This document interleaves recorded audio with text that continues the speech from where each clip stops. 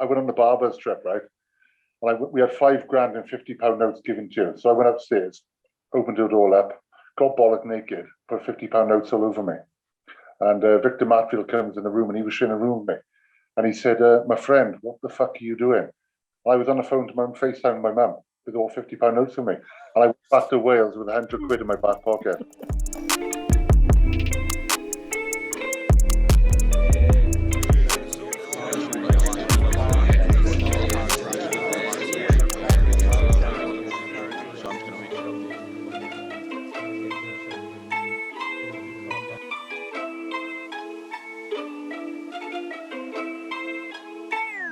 Powley, we've got you, brother. We've got you. Turn your phone landscape. Let's do it proper, mate. We're professionals, aren't we? Good. We finally got here. Oh, I brought the beers out, mate. It is the evening, just to let the people know. Yeah, getting older now, aren't I? Is that warm as well, is it, I bet, knowing you? No, it's nice and cold, don't worry. This is Manscaped today, this one. Oh, you've seen that? Yeah, good. Wow, lovely. I'll send you it, mate. Stevie Ferris had a go last week, so he sent it back to me. So it's done the rounds. So I'll send it to you. I could do with a trim. Well, you know that's not for the face. I suppose you can use it for the face, the ears, and the nose. Oh, down below. That's it, mate. Manscaped, get it? How are you in this lockdown, mate? I mean, it's same old. It's been nearly a year to the day. Yeah, good. Yeah, good, mate. You know what it's like, routine in my life. I got routine. I'm good. Yeah, if I haven't got, I can go, a bit off the rails. But no, I'm good. Family's good. That's the main thing. So what are you doing now? We FaceTimed earlier today. You were on some heavy machinery. Right, I'm doing a bit of construction, working on like a digger. It's great. Radio on, singing to myself. It's great.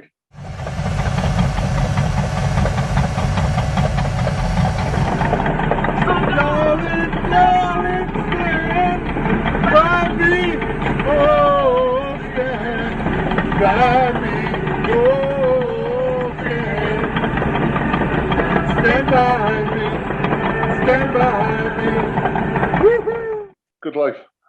What do you mean, like just working on a digger? Are you like experienced in that, or would it be like me jumping on a digger and just start digging up shit?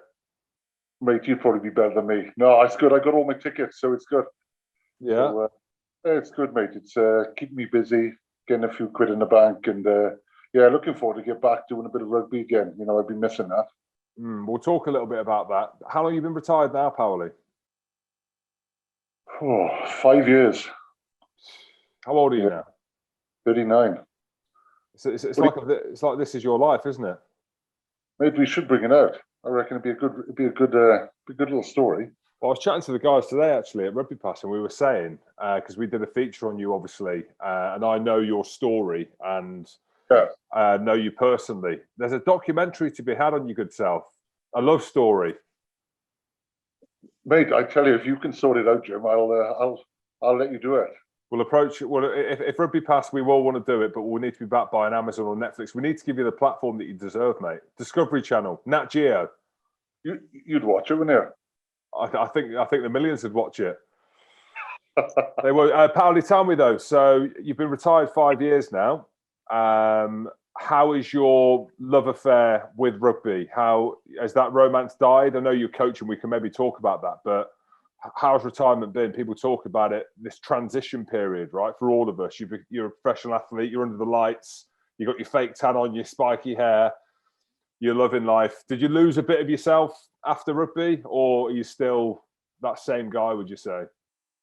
I mean, I'm still the same guy, 100%. I haven't changed one bit. I just think you're a professional for so long, and you just think that it's going to carry on being a professional. But it was hard. 2 or 3 years after, mate, you know, it's hard with what to do next and trying to find a routine back in your life where, as a professional, day to day, you have to be there on time. You have to get there. You play on a Saturday. It becomes a massive routine in your life. And I probably got lost in a way. And it was quite tough. Do you look back on your career and smile? Like every time, and we can talk a little bit about this, about like how you're perceived or whatever. But whenever you say Andy Powell, people smile, right? They smile or laugh. And I smile or laugh as well. You know, I do. But I also remember how good at rugby you were as well, right? And I remember when we were back in Leicester and you rocked up and no idea what you were saying. But you look good, you look big. But like, whenever you mention your name, people smile, people laugh, but they also realise and they know how good you were at rugby. Do you feel that? Do you feel that love? Do you look back on your career with that affection? Yeah, mate, you know me. I'm that kind of guy. I get on with everybody. And yeah, don't get me wrong, I was a good rugby player, but I did well. Probably enjoyed it both ends of the thing. I like to have fun, trained hard, and yeah, probably the side of me people know me as is probably a bit of a prankster messing around. But then a lot of people probably remember me as a good rugby player too. So yeah, I wouldn't change one bit of it, Jim. Which bit do you miss the most, Powley? So you look at that, like, if you were to ask me what I miss the boys, right? And I didn't have the kind of career that you had in terms of the way that you played the game, monstering people when you carried the ball. Then big moments under the lights where people are screaming. I mean, I touched you once off a kickoff, but I slid straight off the fake tan on your legs. But that was as close as I got to you. But like, do you miss that? Do you miss that? The roar when you got them balls off the kickoff and you were like, here we go, running bolt upright, shining, gleaming. Like, do you miss that, or do you miss the stuff on the outside? No, mate, I miss that match day. When you walk into that change room, your shirt's up on the wall, and you're in for a massive game. And when you go out there, do that warm up, you just want to get that ball and run over somebody and just, hurt them. And I used to love just running hard. And if you got smashed, I'd get back up and do it again. And yeah, relentless, really. But, I enjoyed that and I miss that so much. Anything stick out? When you go back in your mind, I don't know if you go back now, you've been retired a few years. Does anything stick out and you'd be like that's the moment that I remember? Like, that was me. That's the bit that I miss. I think there's one game before I got capped, we were playing Gloucester in Millennium Stadium. I think it was the third round of the Heineken Cup, and Gloucester had a hell of a good side out. And I was lucky enough I had man of the match. And Gatlin rang me up the day after and said, "Mate, you're starting against South Africa." And that's probably a game which really sticks in the back of my mind. Yeah. So Gatlin rings you and says, "What, off the back of that game, Powley, you're in." Did he know you then or not? Did he know who you were or what? Are you already capped? He knew I was, and the conversation he had with me was, I could listen to all these coaches over the years who said, "Yeah, you're hard to coach. He's uncoachable," but I'm not one of those. I'm a Kiwi coach, and I got a bit more sense than them coaches. I'm not going to mention coaches' names, but they couldn't handle me. In the way of I was too wild for them. And he said, "I'll make sure I can handle you," and he did. A bit of man management skills, Jim. You know what it's like. You need them in coaches. Different coaches suit different players, but I think if you're a good coach now, you should be able to handle most players. And I will give credit to Gavin. He was good at that because we had a few hotheads in the squad at the time. We had Gavin Henson, Lee Byrne, Mike Phillips, Johnny Thomas, who's coaching Worcester now, and he was brilliant with us. He said, "Boys, I don't mind you having a beer, but do it pretty with your good mates, not people who will get you into trouble." And yeah, he could talk to you like he was like a father figure, really. Tell me that story, the one where the myth where you've turned up to fitness wearing your weightlifting shoes. Oh, that was in Sale. It was not where it was at Sale. I'd gone on the piss the night before with Steve Diamond and Peter Anglesey, and he says, "Mate, I'm not going to go too hard in here in this 3K run." Well, I turned up hungover, and he was laughing. I said, "Dimes, I've had a mare, mate." I said, "I've left my trainers in the house." I said, "I've only got weightlifting shoes." He goes, "Mate, you're going to have to run in them." Oh, mate, I tell you something now. I think I did about a K, and I had to walk the rest. I was so bad, unfit. But then, you know what I'm like? I was one of the fittest then, and about 8 weeks after. So hard work, but it was horrendous. First day, 200 grand a year, turn up in your weightlifting shoes and do a 3K. It's shocking, isn't it? So why did you go out with Diamonds and Anglesey? Did they just announce you to the club that way, or did they want to take you under their wings and just convince you to sign, even though you've already signed? Get you to buy in? No, he said, "Come out for a few quiet beers." So I said, "I'm going now," but I must have gone to a pub down the road later on, and they walked in. I was shit-faced at the bar doing the Jaeger bombs with all the locals. So they carried on drinking with us. What was Dimes like as a coach, out of all the coaches you worked with? I love Dimes. He was brilliant. He's not a lot of people's favourite person, but I tell you, I got on with him like a house on fire. What, similar characters or what? Similar coaching philosophies, life philosophies? Yeah, mate. Well, he goes, you train hard. If you have a beer on the weekend, you make sure you train hard on a Monday, which I always trained hard. I was one of the best trainers out there. I trained when I turned up. But no, he was a good guy. He was a good lad. So you're into coaching now. So how long have you been coaching now? I mean, because I saw we've lost track of time. Not last year, the year before, with Brecon, won the league. Yeah, mate, it was good. We won the league, won the plate in the Millennium Stadium. Third year now coaching. So yeah, be good to get back into it. But no, mate, it's been some good times coaching. You know, I'd like to go higher, of course, but I'm in a sort of, how can I say, in the process of doing my level 4. So get that. Hopefully, I get a few more calls, and yeah, because I'd love to coach at the top. I know I'm good enough. What you like as a coach? Because again, when we've spoken to people that you've coached, they immediately smile and they immediately nod and say, "He's fucking good." And you could have this tag. Probably if I went into coaching, you know what I mean? A bit like people are like, yeah, you know, maybe he's a bit of a joker or a bit of a clown. But you you not only take the coaching seriously, but you take the fact that you're coaching in Wales, Brecon, you know, the heartbeat of working class town is Brecon. Yeah. Town, village. A lot of farmers, public country. Yeah. So, but you take a lot of pride in that, don't you? Of course, yeah, of course you do. Of course I do, right? Because I don't want to be a failure in a coach. And with Brecon, it was like a young group of players who could learn what I had learned of all the coaches I've been taught. So, yeah, it was pressure on me, but I enjoyed it. And yeah, we had a successful 2 years. I think with me, mate, I think the bad things which I did in my career, like not turning up on time sometimes. I like to put that into the players where they turn up early, do their things. And I thought I brought that into them. And plus, I'd still have a bit of fun with them. But it's heads up rugby for me, learning the skills, what I learned off different coaches, the drills you bring in. And yeah, stuff like that, really, mate. It's, you know, I'm a motivator, really. Are you screaming and shouting before? I can chuck a few water bottles about, trust me on that. You do? Yeah. So we're talking about the stuff after rugby as well. And the funniest thing happened, it could have been 2 years ago, it might have been last year, I've lost track of time. But I was doing an after-dinner speech at Leamington. It might have been Leamington or Nottingham. Anyway, you know, like we've been doing the rounds, doing these after-dinner speeches, get up there and tell a few kind of war stories. And then, like I said to Goody, like Goody went the year before. And I was like, oh, mate, like, what's the sketch? He said, well, go have a few beers and then just head back to the hotel or head home, get a driver home. So that's what I've done. So I've gone there, like, you know, chopped a couple of pints, like lads, because that's what they wanted me to do. You know, told a few tales, they absolutely loved it. And they're like, oh, you're coming out? I was like, well, what do you mean? They were like, well, Andy Powell was there a couple of years ago and he took us out. I was like, what do you mean he took you out? He says, well, we were in the bar till 3, 4 in the morning with flaming sambucas after the lads burnt their beards off. And they said it was like the best night we've ever had. He spent all the fee that we give him on all the boys. So I felt pressured to go out with these lads from Old Lematonians or wherever it was, because a couple of years prior to that you went out till 5 in the morning with them. Is that what you do? Is it you give them the full hog? Oh, mate, yeah. Like if you're staying up the night, of course, yeah. I like, you know, you turn up 4 o'clock, have a few beers, like you said, get in there, do your speech, and then you probably 4 or 5 o'clock house party, and then train home then the next day, and then back up to Brecon then on Super Sunday. With no money. You spent all the money though. Right, I'll tell you about this. I went on the barbers trip, right?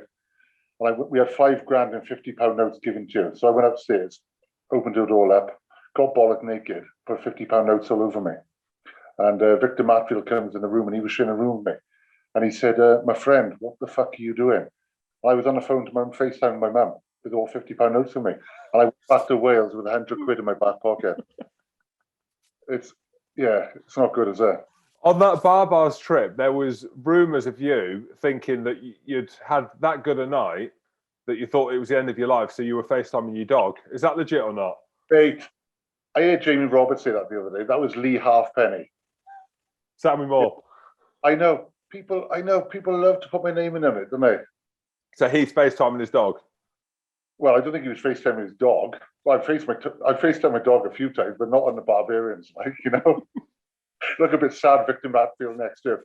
Oh, Victor, look at my dog. Yeah, he looked great, wouldn't it? And what was Victor thinking of you? So you've got a guy, another legend in his own right, in a different way of the game of rugby union. So you roomed with him. You're lying stark bollock naked, not a hair in sight. Manscaped weren't around back then, but if it was, you would have looked even better. What's he think? Like, are you chatting to him in your room? Yeah, I mean, yeah, he's a good bloke, top bloke. I remember the last time we got shit-faced, I must have gone back to the room early, but I was hungover. He comes in, tackles me off the bed, and hurt me bad. I'm on top of him, punching him, and all the South Africans had to come in and pull me off him. And I ended up going back down to the bar and having a drink, and he goes, "Oh, I'm sorry, my friend. Sorry." I said, "Victor, don't worry about it. Just get this bottle down here." And he was fine. We went back to bed together like a love couple. Well, we having night terrors. So he's come in the middle of the night. He's tackled you when you're asleep. Yeah, off the bed. You're having night terrors. Are you thinking it's a dream? The lamp was smashed on the floor. He's on top of me, and I'm like twisting him around. Got on top of him, filling him in, and the players have come in and grabbed me off the top of him. And mate, we still chat. I texted him the other day on Twitter saying, "How are you?" And he said, "Yeah, good."